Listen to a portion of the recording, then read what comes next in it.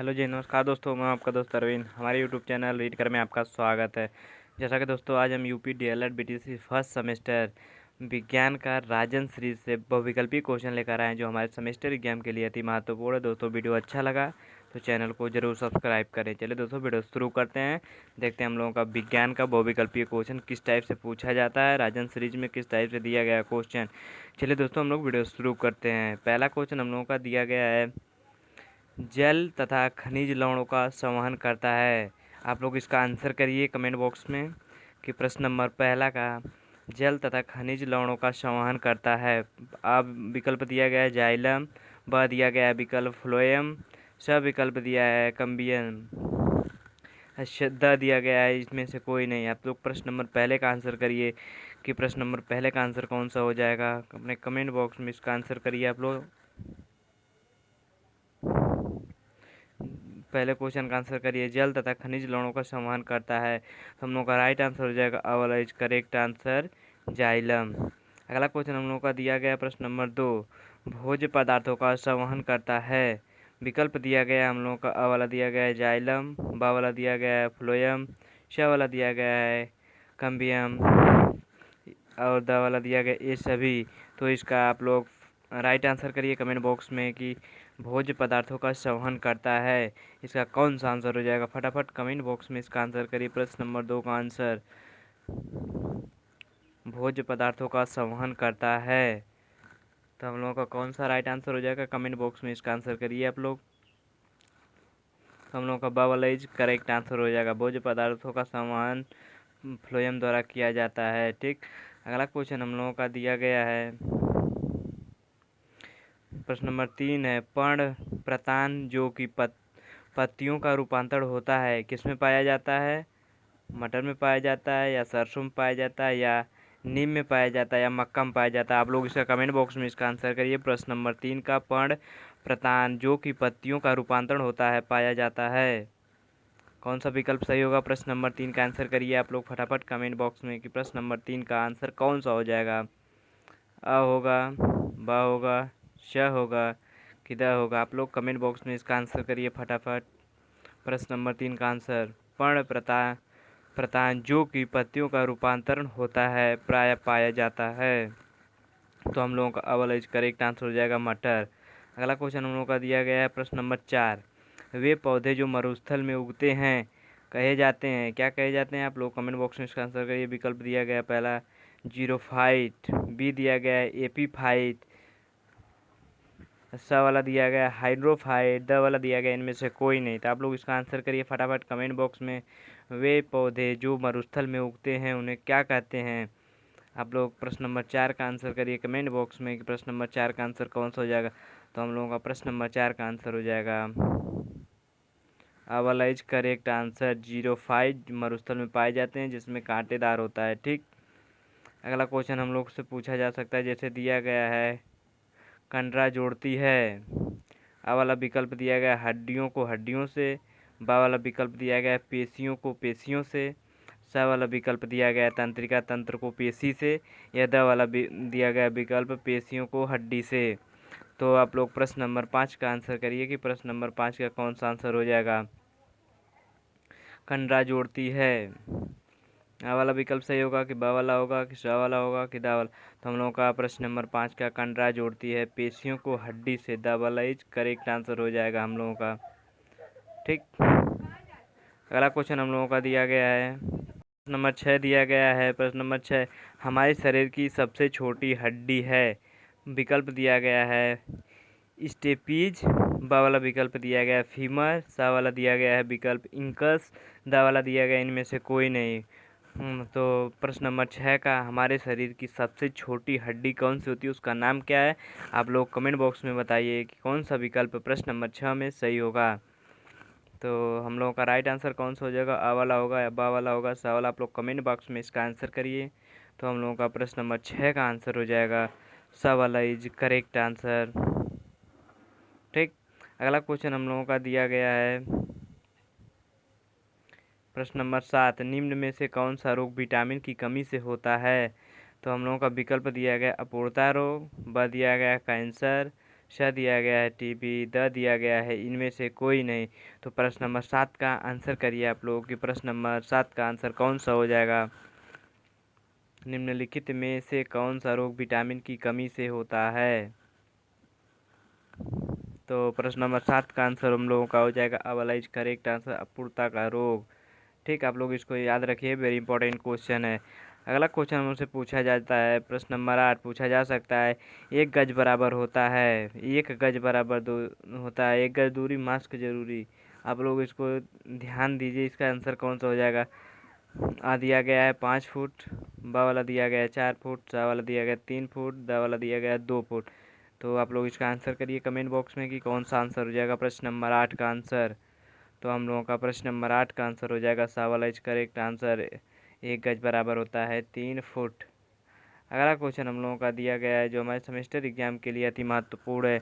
दिया गया क्वेश्चन है 9वां, भूमि से जल एवं खनिज लवणों का अवशोषण करती है तथा पौधों की भूमि में स्थिर रखती है। भूमि से जल एवं खनिज लवणों का अवशोषण करती है तथा पौधों की भूमि में स्थिर रखती है। इसका आंसर करिए प्रश्न नंबर 9 का, वेरी इंपॉर्टेंट क्वेश्चन है। प्रश्न नंबर 9 का जड़ होगा या तना होगा, पत्ती होगा, ये सभी होगा। तो प्रश्न नंबर 9 का आंसर करिए आप लोग कमेंट बॉक्स में कि प्रश्न नंबर 9 का आंसर कौन सा हो जाएगा। तो हम लोगों का प्रश्न नंबर 9 का आंसर हो जाएगा, कमेंट बॉक्स में उसका आंसर करिए। तो प्रश्न नंबर 9 का आंसर हो जाएगा जड़। जड़ द्वारा जल तथा खनिज लवणों का अवशोषण किया जाता है, पौधों में भूमि में स्थिर रखता है। ठीक, अगला क्वेश्चन हम लोगों का दिया गया है, तो हम लोगों का प्रश्न नंबर 10 है। इसका आंसर करिए आप लोग कमेंट बॉक्स में कि प्रश्न नंबर 10 का कौन सा आंसर होगा। प्रश्न नंबर 10 दिया गया है जलीय कीटभक्षी पौधा है। आ वाला विकल्प दिया गया है डोसेरा, बा वाला दिया गया है नेफेंथीज, सा वाला दिया गया है यूट्रिकुलेरिया, या फिर ए सभी। तो आप लोग प्रश्न नंबर 10 का आंसर करिए कि प्रश्न नंबर 10 का कौन सा आंसर हो जाएगा। जलीय कीटभक्षी पौधा होता है, इनमें से कौन सा है। ठीक है, आप लोग प्रश्न नंबर 10 का आंसर करिए कमेंट बॉक्स में, इसका कौन सा आंसर हो जाएगा प्रश्न नंबर 10 का। तो हम लोगों का प्रश्न नंबर 10 का आंसर हो जाएगा सा वाला इज करेक्ट आंसर, यूट्रिकुलेरिया, सा वाला इज करेक्ट आंसर हो जाएगा। अगला क्वेश्चन हम लोगों का दिया गया है प्रश्न नंबर 11, एक बीज पात्रीय पौधे की विशेषताएं हैं। एक बीज पात्रीय, ध्यान से क्वेश्चन को पढ़िए, एक बीज पात्रीय पौधे की विशेषता है। तो हम लोगों का दिया गया है इनकी पत्तियों में समांतर शिरा विन्यास पाया जाता है। बा वाला दिया गया है बीजों में केवल एक बीज पात्र यानी मक्का, धान, गेहूँ पाया जाता है। या दोनों होगा आ बा, या इनमें से कोई नहीं। तो आप लोग इसका आंसर करिए फटाफट कमेंट बॉक्स में कि प्रश्न नंबर 11 का कौन सा आंसर हो जाएगा। एक बीजपात्री पौधा होता है, तो एक बीजपात्री पौधा हम लोग का राइट आंसर हो जाएगा, आ वाला और बा वाला दोनों। ठीक,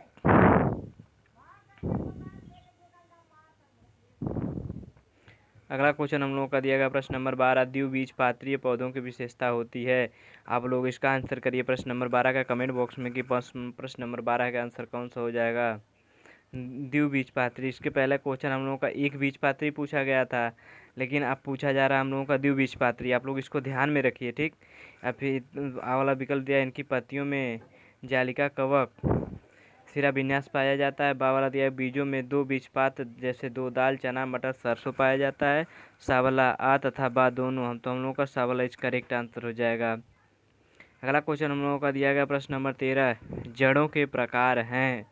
तो आप लोग इसका आंसर करिए प्रश्न नंबर 13 का आंसर कि जड़ों के प्रकार हैं। आ वाला दिया गया है मूसला जड़, बा वाला दिया गया है अपस्थानिक जड़, सा वाला दिया गया आ व बा दोनों, या इनमें से कोई नहीं। प्रश्न नंबर 13 का आंसर करिए आप लोग, प्रश्न नंबर 13 का आंसर कौन सा हो जाएगा। तो जड़ों के प्रकार होता है मूसला जड़ भी होता है, अपस्थानिक भी जड़ होता है।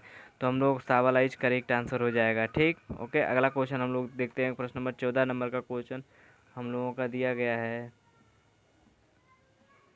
प्रश्न नंबर 14 नंबर का क्वेश्चन दिया गया है एपेंडिक्स कृत्रिम रूप पर कोशिका जो कि बड़ी आंत का भाग है, शाकाहारी पशुओं में यह विकसित होता है तथा इसमें सेल्यूलोज का पाचन होता है। यह है तो एपिडोक्सिया कृत्रिम पर कोशिका जो कि बड़ी आंत का भाग है, शाकाहारी पशुओं में यह विकसित होता है तथा इसमें सेल्यूलोज का पाचन होता है। प्रश्न नंबर 14 का आंसर करिए आप लोग कमेंट बॉक्स में। प्रश्न नंबर 14 का आंसर कौन सा हो जाएगा? तो हम लोगों का प्रश्न नंबर 14 का आंसर हो जाएगा आ वाला विकल्प दिया गया अवशोषी अंग, बा वाला दिया गया है समरूप अंग, स वाला दिया गया है जन्मजात अंग, द वाला दिया गया है सभी। तो प्रश्न नंबर 14 का हम लोगों का आ वाला करेक्ट आंसर हो जाएगा। अगला क्वेश्चन हम लोगों का दिया गया प्रश्न नंबर 15, पौधों में वाष्पोत्सर्जन की प्रक्रिया होती है। पौधों में वाष्पोत्सर्जन की क्रिया होती है, किसमें होती है? जड़ में जड़ के द्वारा या तने के द्वारा या फिर स्टोमेटा पर्णरंध्र द्वारा या इनमें इन सभी के द्वारा। तो आप लोग प्रश्न नंबर 15 का आंसर करिए कि प्रश्न नंबर 15 का कौन सा आंसर हो जाएगा। पौधों में वाष्पोत्सर्जन की क्रिया होती है। प्रश्न नंबर 15 का आंसर करिए आप लोग कमेंट बॉक्स में कि प्रश्न नंबर 15 का कौन सा आंसर हो जाएगा। प्रश्न नंबर 15, तो हम लोग का प्रश्न नंबर 15 का आंसर हो जाएगा। प्रश्न नंबर 15 का आंसर स हो जाए, करेक्ट आंसर हो जाएगा स्टोमेटा पर्णरंध्र द्वारा किया जाता है। अगला क्वेश्चन हम लोग का दिया गया लाइकेन है। प्रश्न नंबर 16 का आंसर करिए आप लोग कमेंट बॉक्स में कि प्रश्न नंबर 16 का आंसर कौन सा हो जाएगा। लाइकेन है परजीवी है, सहजीवी है, मृतोपजीवी है या फिर ये सभी है। तो आप लोग कमेंट बॉक्स में इसका आंसर करिए कि प्रश्न नंबर 16 का कौन सा आंसर हो जाएगा। प्रश्न नंबर 16 लाइकेन है, तो प्रश्न नंबर 16 का आंसर हो जाएगा हम लोगों का बा वाला इज करेक्ट आंसर सहजीवी है। प्रश्न नंबर 16 का बा वाला इज करेक्ट आंसर। अगला क्वेश्चन हम लोगों का दिया गया किस प्रश्न नंबर 17 परजीवी पौधा है। विकल्प दिया गया है अमरबेल या चंदन या फिर रेफ्लेक्सिया या फिर ये सभी। प्रश्न नंबर 17 का आप लोग आंसर करिए परजीवी पौधा है। प्रश्न नंबर 17 का परजीवी पौधा है अमरबेल है या फिर चंदन है या फिर रेफ्लेक्सिया है या ये सभी है। तो प्रश्न नंबर 15 का आंसर करिए, 17 का आंसर करिए आप लोग। प्रश्न नंबर 17 का आंसर कौन सा हो जाएगा? तो हम लोग का द वाला इज करेक्ट आंसर हो जाएगा। प्रश्न नंबर 17 का द वाला इसमें से सभी परजीवी पौधा है। अगला क्वेश्चन हम लोग से पूछा जा सकता है प्रश्न नंबर 18। प्रश्न नंबर 18 दिया गया क्वेश्चन कीटभक्षी पौधे कीटों का भक्षण नाइट्रोजन की कमी को पूर्ण करने के लिए करते हैं, यह कीटभक्षी पौधे हैं। तो आप लोग इसका आंसर करिए। प्रश्न नंबर 18 कीटभक्षी पौधे कीटों का भक्षण नाइट्रोजन की कमी को पूर्ण करने के लिए करते हैं, कीटभक्षी पौधे हैं, उनका नाम बताइए। डोसेरा है या फिर नेफेंथीज है या फिर यूट्रिकुलेरिया या फिर ये सभी है। तो आप लोग इसका आंसर करिए कमेंट बॉक्स में। प्रश्न नंबर 18 का आंसर कौन सा हो जाएगा? तो प्रश्न नंबर 18 का आंसर हो जाएगा डबल एच करेक्ट आंसर हो जाएगा। अगला क्वेश्चन हम लोगों का दिया गया है प्रश्न नंबर 19। प्रश्न नंबर 19 का आंसर करिए स्वपोषी जो अपना भोजन स्वयं बनाते हैं, जंतु या पौधे या कवक या फिर विषाणु। तो आप लोग प्रश्न नंबर 19 का आंसर करिए कि प्रश्न नंबर 19 का आंसर कौन सा हो जाएगा। कमेंट बॉक्स में इसका आंसर करिए फटाफट कि स्वपोषी जो अपना भोजन स्वयं बनाते हैं। बहुत आसान क्वेश्चन है, तो हम लोगों का राइट आंसर हो जाएगा बा वाला करेक्ट आंसर पौधे। प्रश्न नंबर 20 का आंसर करिए आप लोग। प्रश्न नंबर 20 का आंसर कौन सा हो जाएगा? किस रक्त समूह को सर्वग्राही कहते हैं? सर्वग्राही, सर्वदाता नहीं, सर्वग्राही मतलब लेने वाला। ए बी या फिर ए या फिर बी या फिर द ओ। तो आप लोग इसका करेक्ट आंसर करिए। प्रश्न नंबर 20 का आंसर कौन सा हो जाएगा? किस रक्त समूह को सर्वग्राही कहते हैं? तो हम लोगों का राइट आंसर हो जाएगा प्रश्न नंबर 20 का राइट आंसर हो जाएगा अब वाला is correct answer A B सर्वग्राही होता है। ओ नेगेटिव जो होता है वह सर्वदाता होता है। ठीक, अगला क्वेश्चन हम लोगों का दिया गया है ये प्रश्न नंबर 21 हमारे शरीर की सबसे बड़ी हड्डी है। आप लोग इसका आंसर करिए। प्रश्न नंबर 20 का 21 का आंसर आ वाला दिया गया है स्टेपीज, बा वाला दिया गया है फीमर, सा वाला दिया गया है टिबुला, द वाला दिया गया है टिबिया। तो प्रश्न नंबर 21 का आंसर करिए आप लोग कमेंट बॉक्स में कि प्रश्न नंबर 21 का आंसर कौन सा हो जाएगा। तो हमारे शरीर में सबसे बड़ी हड्डी होती है, इसका आंसर करिए आप लोग कमेंट बॉक्स में। प्रश्न नंबर 21 का आंसर हो जाएगा हमको राइट का बी वाला है यानी कि बा वाला है फीमर सबसे बड़ी हड्डी है। अगला क्वेश्चन हम लोग का दिया गया प्रश्न नंबर 22 हमारे शरीर के किन अंगों में लसिका कोशिकाएं बनती है? इसका आंसर करिए। प्रश्न नंबर 22 का आंसर कौन सा हो जाएगा? यकृत, तिल्ली या फिर अग्नाशय या फिर वृक्क। आप लोग इसका आंसर करिए। हमारे शरीर के किन अंगों में लसिका कोशिकाएं बनती हैं? प्रश्न नंबर 22 का आंसर करिए आप लोग कमेंट बॉक्स में। तो हम लोगों का हो जाएगा हमारे शरीर के तिल्ली में लसिका कोशिकाएं बनती हैं। तो हम लोगों का बा वाला इज करेक्ट आंसर हो जाएगा। अगला क्वेश्चन हम लोगों का दिया गया है क्वेश्चन, वयस्क मानव में हड्डियों की संख्या होती है। प्रश्न नंबर 23 का आंसर करिए आप लोग। 206, 207, 208, 221। सन 2021 बैच वालों में एक क्वेश्चन पूछा गया था। प्रश्न नंबर 23 वयस्क मनुष्य मानव में हड्डियों की संख्या है। तो प्रश्न नंबर 23 का आंसर करिए आप लोग कमेंट बॉक्स में। तो हम लोग का राइट आंसर हो जाएगा 206, आ वाला इज करेक्ट आंसर। अगला क्वेश्चन हम लोग का दिया गया प्रश्न नंबर 24, निम्न में से कौन जल में घुलनशील विटामिन है? आप लोग इसका आंसर करिए। निम्न में से कौन जल में घुलनशील विटामिन है? तो आ वाला दिया गया विटामिन ए बी, बा वाला दिया गया विटामिन बी सी, श वाला दिया गया विटामिन ए बी ई के, या इनमें से कोई नहीं। तो आप लोग इसका फटाफट आंसर करिए कमेंट बॉक्स में। प्रश्न नंबर 24 का आंसर कौन सा हो जाएगा? तो हम लोगों का प्रश्न नंबर 24 का आंसर हो जाएगा, जो कमेंट बॉक्स में आप लोग इसका आंसर करिए, जो जल में घुलनशील है उस विटामिन का नाम पूछा जा रहा है। तो प्रश्न नंबर 24 का आंसर हो जाएगा हम लोग का बा वाला इज करेक्ट आंसर, बी और सी विटामिन को जल में घोला जा सकता है। अगला क्वेश्चन दिया गया हम लोगों का, निम्न में से कौन सा वसा में घुलनशील विटामिन, वसा में घुलनशील, आप लोग ध्यान से पढ़िए, वसा में घुलनशील है। तो हम लोगों का कौन सा आंसर हो जाएगा? आ वाला विटामिन ए बी ई के, या फिर बी वाला दिया गया विटामिन बी सी, या फिर विटामिन डी के, या इनमें से कोई नहीं। प्रश्न नंबर 25 का आंसर करिए आप लोग कमेंट बॉक्स में कि प्रश्न नंबर 25 का आंसर कौन सा हो जाएगा। तो निम्नलिखित में से कौन सा वसा में घुलनशील है? तो हम लोगों का 25वें का आंसर हो जाएगा अब इज करेक्ट आंसर, जो विटामिन ए डी ई के होता है ये वसा में घुलनशील होता है। तो अब इज करेक्ट आंसर हो जाएगा। अगला क्वेश्चन हम लोगों का दिया गया, स्कर्वी रोग की पहचान है। स्कर्वी रोग की पहचान है। प्रश्न नंबर 26 का आंसर करिए आप लोग कमेंट बॉक्स में। मसूड़ों में रक्तस्राव होता है रोग से, या फिर हाथ का फूलना होता है, या रुधिर छिड़ता होता है, इनमें से कोई नहीं। तो आप लोग प्रश्न नंबर 26 का आंसर करिए, स्कर्वी रोग की पहचान है। प्रश्न नंबर 25 का आंसर करिए आप लोग कमेंट बॉक्स में कि प्रश्न नंबर 25 का आंसर है स्कर्वी रोग की पहचान। तो हम लोगों का राइट आंसर हो जाएगा प्रश्न नंबर 26 का स्कर्वी रोग की पहचान, उसको कमेंट बॉक्स में आप लोग आंसर करिए। तो हम लोग का राइट आंसर हो जाएगा मसूड़ों में रक्तस्राव वाला इसका करेक्ट आंसर हो जाएगा। अगला क्वेश्चन हम लोगों का दिया गया है, क्वेश्चन है प्रश्न नंबर 27, इसका आंसर करिए आप लोग कमेंट बॉक्स में।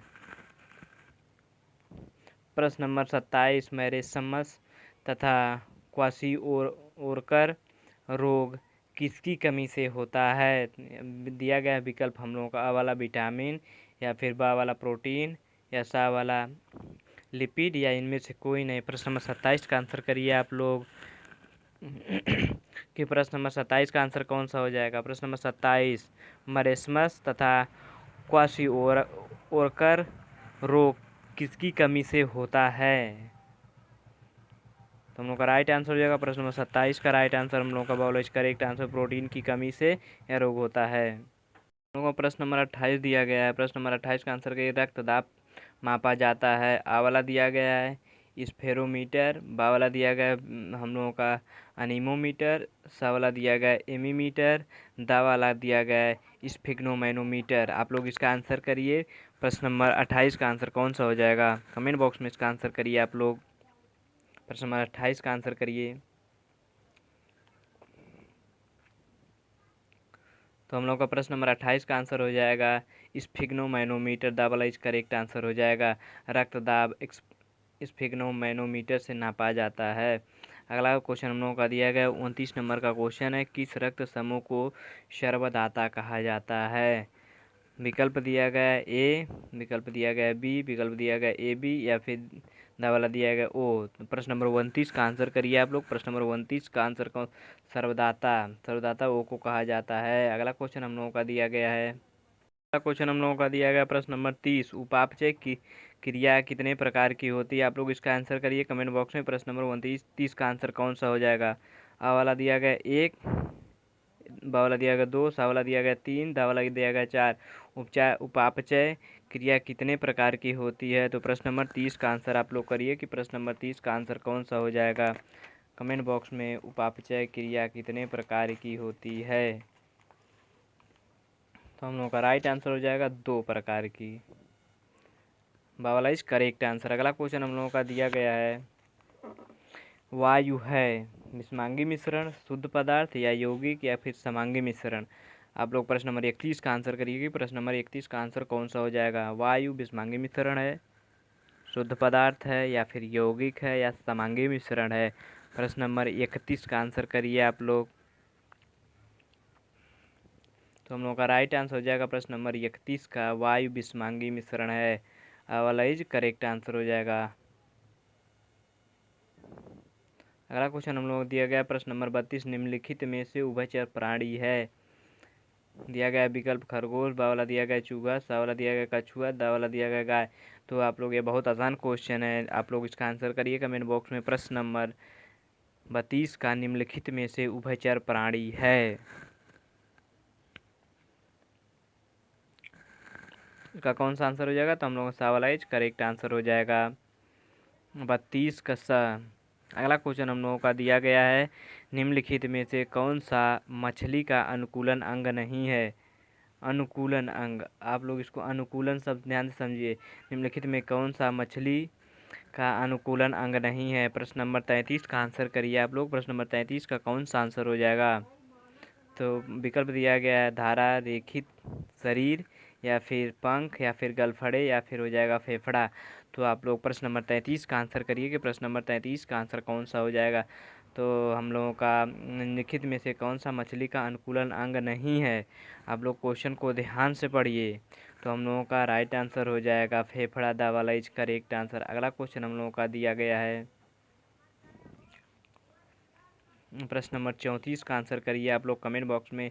एपी कल्चर है, आ वाला विकल्प दिया गया है एपी कल्चर है मधुमक्खी पालन या फिर रेशम कीट पालन या फिर दोनों या फिर इनमें से कोई नहीं? तो आप लोग इसका फटाफट आंसर करिए कमेंट बॉक्स में कि एपी कल्चर है। प्रश्न नंबर 34 का आंसर करिए आप लोग। प्रश्न नंबर 34 का आंसर कौन सा हो जाएगा? तो हम लोगों का एपी कल्चर मधुमक्खी पालन को कहते हैं, आ वाला इज करेक्ट आंसर हो जाएगा। अगला क्वेश्चन हम लोगों का दिया गया है प्रश्न नंबर 35, मानव कपाल में हड्डियों की संख्या है? इस तरीके से क्वेश्चन पूछा जा सकता है, वेरी इंपॉर्टेंट क्वेश्चन है हम लोगों का। विकल्प दिया गया आ वाला 11, बा वाला दिया गया 8, सा वाला दिया गया है हम लोगों का 14, दा वाला दिया गया 7। तो प्रश्न नंबर 35 का आंसर आप लोग करिए कि प्रश्न नंबर 35 का आंसर कौन सा हो जाएगा। मानव कपाल में हड्डियों की संख्या होती है, प्रश्न नंबर 35 का आंसर करिए आप लोग। तो हम लोगों का प्रश्न नंबर 35 का आंसर हो जाएगा बा वाला इज करेक्ट आंसर 8। ठीक, आप लोग इसको याद रखिए, वेरी इंपॉर्टेंट क्वेश्चन है। अगला क्वेश्चन प्रश्न नंबर 36 का आंसर करिए, भोजन संचयन के लिए अपस्थानिक जड़ का रूपांतरण है? आप लोग इसका इंपॉर्टेंट आंसर करिए कि कौन सा आंसर हो जाएगा, वेरी इंपॉर्टेंट क्वेश्चन है। प्रश्न नंबर 36 का आंसर करिए आप लोग। प्रश्न नंबर 36 का आंसर कौन सा हो जाएगा? विकल्प दिया गया वाला तरकु रूप या फिर पड़ा भ्रम स्तंभ या फिर कंदगुच्छा या फिर कुंभी रूप। आप लोग प्रश्न नंबर 36 का आंसर करिए। तो हम लोगों का प्रश्न नंबर 36 का आंसर हो जाएगा सा वाला कंदगुच्छ, दा वाला सा वाला इज करेक्ट आंसर हो जाएगा। अगला क्वेश्चन हम लोगों का दिया गया प्रश्न नंबर 37, आप लोग इसका आंसर करिए कमेंट बॉक्स में कि इसका आंसर कौन सा हो जाएगा। प्रश्न नंबर 37, पत्तियों द्वारा कायिक प्रवर्धन होता है? प्रश्न नंबर 37 का आंसर करिए आप लोग। आ वाला दिया गया है ब्रायोफिल्म में या फिर बा वाला दिया गया है बैलोसिनेरिया में या फिर अदरक में या फिर सैजिटेरिया में? आप लोग इसका आंसर करिए। प्रश्न नंबर 37 का आंसर कौन सा हो जाएगा? तो हम लोगों का प्रश्न नंबर 37 का आंसर हो जाएगा और कमेंट बॉक्स में इसको करिए, पत्तियों द्वारा कायिक प्रवर्धन होता है, किसमें होता है? तो हम लोग आ वाला इज करेक्ट आंसर बायोफिल्म में होता है कायिक प्रवर्धन। 37 का वाला इज करेक्ट आंसर हो जाएगा। अगला क्वेश्चन हम लोगों को दिया कोण का मात्रक है? आ वाला विकल्प दिया गया मोल, बा वाला दिया गया स्टेरेडियन, सा वाला दिया गया एम्पियर, दा वाला दिया गया रेडियन। कोण का मात्रक पूछा जा रहा है, ध्यान से क्वेश्चन को पढ़िए आप लोग। प्रश्न नंबर 38। तो हम लोग का प्रश्न नंबर 38 का आंसर हो जाएगा, दिया गया है विकल्प मोल, स्टेरेडियन, एम्पियर या फिर रेडियन। तो क्वेश्चन नंबर 38 का आंसर हम लोगों का हो जाएगा, द वाला इज करेक्ट आंसर, कोण का मात्रक रेडियन होता है। अगला क्वेश्चन 39 नंबर का क्वेश्चन हम लोग प्रश्न नंबर 39 दिया गया है, कौन सी घटना गुरुत्व का उदाहरण नहीं है। क्वेश्चन को आप लोग ध्यान से पढ़िए, तभी आप लोग सटीक उसका उत्तर दे पाएंगे। गुरुत्व का उदाहरण नहीं है, पेड़ से पत्ते गिरना ये है, उछाले गए बाल का धरती पर गिरना ये भी उदाहरण है, समतल पर गाड़ी का धकेलना, पहाड़ी से पत्थरों का टूटकर नीचे की ओर लुढ़कना। तो आप लोग प्रश्न नंबर 39 का आंसर करिए कि प्रश्न नंबर 39 का आंसर कौन सा हो जाएगा। तो हम लोगों का प्रश्न नंबर 39 का आंसर हो जाएगा, सा वाला इज करेक्ट आंसर, समतल पर गाड़ियों का धकेलना। प्रश्न नंबर 39 का सा वाला इज करेक्ट। अगला क्वेश्चन हम लोगों का दिया गया है, नंबर 40 का आंसर करिए आप लोग कमेंट बॉक्स में। प्रश्न नंबर 40 का आंसर क्या हो जाएगा। चने के बीज में दो हल्के पीले रंग की संरचना का नाम है। चने के बीज में दो हल्के पीले रंग की संरचना का नाम है। आ वाला दिया गया है बीजचोल, बा वाला दिया गया भ्रूण, सा वाला दिया गया बीजपत्र, दा वाला दिया गया मूलांकुर। तो प्रश्न नंबर 40 का आंसर करिए आप लोग कमेंट बॉक्स में कि प्रश्न नंबर 40 का आंसर कौन सा हो जाएगा।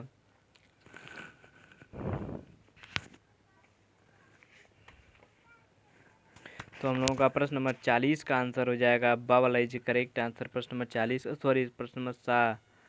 प्रश्न नंबर 40 का सा आंसर हो जाएगा बीजपत्र। अगला क्वेश्चन हम लोग का दिया गया 41 नंबर का क्वेश्चन, मनुष्य के शरीर में पसलियों की संख्या कितनी जोड़ी होती है। पसली जो जोड़ होता है, ठीक,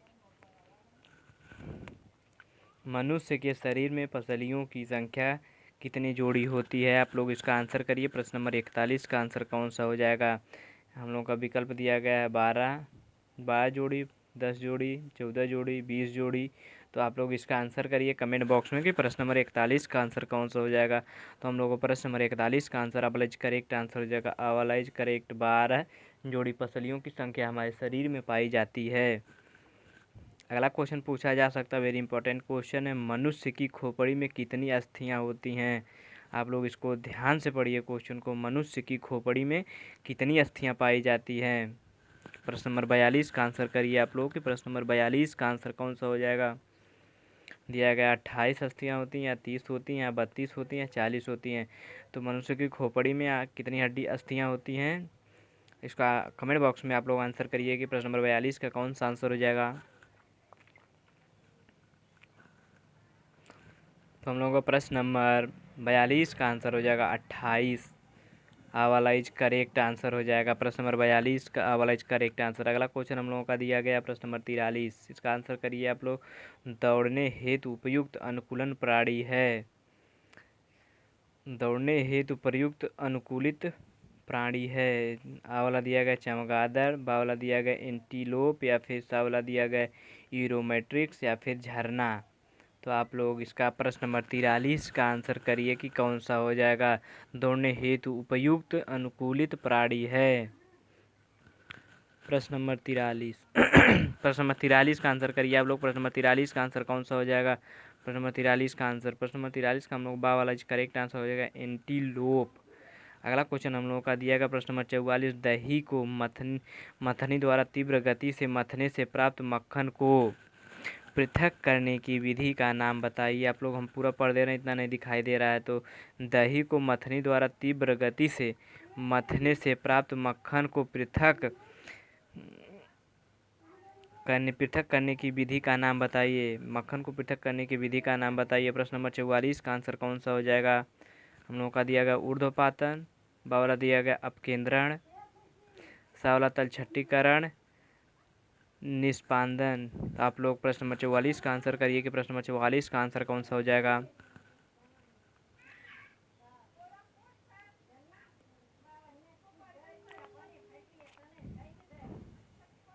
प्रश्न नंबर 44 का आंसर कौन सा हो जाएगा। दही को मथनी द्वारा तीव्र गति से मथने से प्राप्त मक्खन को पृथक करने की विधि का नाम बताइए। तो हम लोगों का प्रश्न नंबर 44 का आंसर हो जाएगा अपकेंद्रण। बा वाला इज करेक्ट आंसर हो जाएगा। अगला क्वेश्चन हम लोगों का दिया गया, निम्नलिखित में से यौगिक है, निम्नलिखित में से यौगिक है। प्रश्न नंबर 45 का आंसर करिए आप लोग कमेंट बॉक्स में। निम्नलिखित में से यौगिक है, धातु नहीं पूछ रहा है, यौगिक पूछ रहा है। जल, सोना, पीतल, चांदी। तो आप लोग इसमें से 45 का आंसर करिए। 45 का कौन सा करेक्ट आंसर होगा? यौगिक पूछा जा रहा है प्रश्न नंबर 45 में। प्रश्न नंबर 45 में निम्नलिखित में यौगिक है। आप लोग इसका आंसर करिए फटाफट कमेंट बॉक्स में, किसका आंसर कौन सा हो जाएगा। तो हम लोगों का इसका आंसर हो जाएगा जल। आ वाला इज करेक्ट आंसर। अगला क्वेश्चन हम लोगों का दिया गया, निम्न में से कौन सी विधि घुलनशील ठोस पदार्थ को द्रव से पृथक करती है? प्रश्न नंबर 46, निम्नलिखित में से कौन सी विधि घुलनशील ठोस पदार्थों को द्रव से पृथक करती है? यहाँ आगे लिखा गया द्रव से पृथक करती है। निम्नलिखित में से कौन सी विधि घुलनशील ठोस पदार्थों को द्रव से पृथक करती है? तो हम लोगों का 46 का अगला निथारना, वाष्पीकरण करना, या तलछटीकरण करना, या छानना। प्रश्न नंबर 46 का आंसर करिए। प्रश्न नंबर 46 का आंसर क्या हो जाएगा? निम्नलिखित में से कौन सी विधि घुलनशील ठोस पदार्थों को द्रव से पृथक करती है? तो बावला इज करेक्ट आंसर हो जाएगा वाष्पीकरण। 46 का बा। अगला क्वेश्चन हम लोगों का दिया गया, किसी धातु के तल के क्षेत्रफल का मात्रक है, या घन मीटर, मीटर, वर्ग मीटर, किलोमीटर। तो प्रश्न नंबर 47 का आंसर करिए कि प्रश्न नंबर 47 का आंसर कौन सा हो जाएगा? किसी धातु के तल के क्षेत्रफल का मात्रक पूछा, धातु के तल का क्षेत्रफल का पूछा गया, तल के क्षेत्रफल का मात्रक। प्रश्न नंबर 47 का आंसर करिए कि प्रश्न नंबर 47 का आंसर कौन सा हो जाएगा। कमेंट बॉक्स में इसका आंसर करिए आप लोग। किसी धातु के तल के क्षेत्रफल का मात्रक है, घन मीटर, मीटर, वर्ग मीटर, किलोमीटर। तो हम लोगों का 47 का आंसर हो जाएगा सब वाला इज करेक्ट आंसर वर्ग मीटर। तल के क्षेत्रफल का मात्रक घन वर्ग मीटर होता है। सब वाला इज करेक्ट आंसर हो जाएगा। अगला क्वेश्चन हम लोगों का दिया गया प्रश्न नंबर 48, मछली में श्वास लेने के लिए कौन सा अंग पाया जाता है? मछली में श्वास लेने के लिए कौन सा अंग पाया जाता है? फेफड़ा होता है, या फिर गलफड़ा होता है, या त्वचा, ये सभी। आप लोग इसका आंसर करिए फटाफट कमेंट बॉक्स में कि मछली किस अंग के सहारे अपना सांस लेती है। तो प्रश्न नंबर 48 का आंसर हो जाएगा हम लोगों का, आप लोग कमेंट बॉक्स में इसका आंसर करिए कि प्रश्न नंबर 48 का कौन सा आंसर हो जाएगा। तो हम लोग का प्रश्न नंबर 48 का बा वाला इस करेक्ट आंसर हो जाएगा, गलफड़ा द्वारा मछली सांस लेती है। अगला क्वेश्चन हम लोगों का दिया गया है, पहलवान को भार उठाने में लगने वाला बल है, किस बल से वह भार उठाता है? पेशीय बल होता है, विद्युतीय बल होता है, चुंबकीय बल होता है, इनमें से कोई नहीं। प्रश्न नंबर 49 का आंसर करिए आप लोग फटाफट कमेंट बॉक्स में कि इसका आंसर कौन सा हो जाएगा। तो हम लोग का राइट आंसर हो जाएगा, अब वाला इज करेक्ट आंसर पेशीय बल। अगला क्वेश्चन हम लोगों का दिया गया है, क्वेश्चन हम लोगों का दिया गया 50वां क्वेश्चन, मानव शरीर में सबसे बड़ी पाचक ग्रंथि है। तो प्रश्न नंबर 50 का आंसर करिए कि 50 का आंसर कौन सा हो जाएगा। तो हम लोगों का 50 का आंसर कौन सा हो जाएगा, आप लोग उसको कमेंट बॉक्स में इसका आंसर करिए। प्रश्न नंबर 50, मानव शरीर में सबसे बड़ी पाचन ग्रंथि है, यकृत है, या फिर अग्नाशय है, या फिर लार ग्रंथि, या फिर मधुमेह है। तो आप लोग इसका करेक्ट आंसर करिए कमेंट बॉक्स में। प्रश्न नंबर 50 का आंसर, तो हम लोगों का 50 का आंसर हो जाएगा या वाला इज करेक्ट आंसर यकृत द्वारा। ठीक, अब दोस्तों इस वीडियो में बस इतना ही। अगली वीडियो में हम लोग जो बचा हुआ वह विकल्पीय क्वेश्चन है उसको करेंगे। दोस्तों आप लोगों का 50 क्वेश्चन में से कितना क्वेश्चन सही हुआ कमेंट बॉक्स में, लाइव चैट में नहीं, कमेंट बॉक्स में उसका आंसर करिए। ठीक है दोस्तों, वीडियो कैसा लगा आप लोग कमेंट बॉक्स में उसका फीडबैक जरूर दें। वीडियो अच्छा लगा चैनल को सब्सक्राइब करें, वीडियो को लाइक करें, शेयर करें। धन्यवाद दोस्तों, बाय बाय।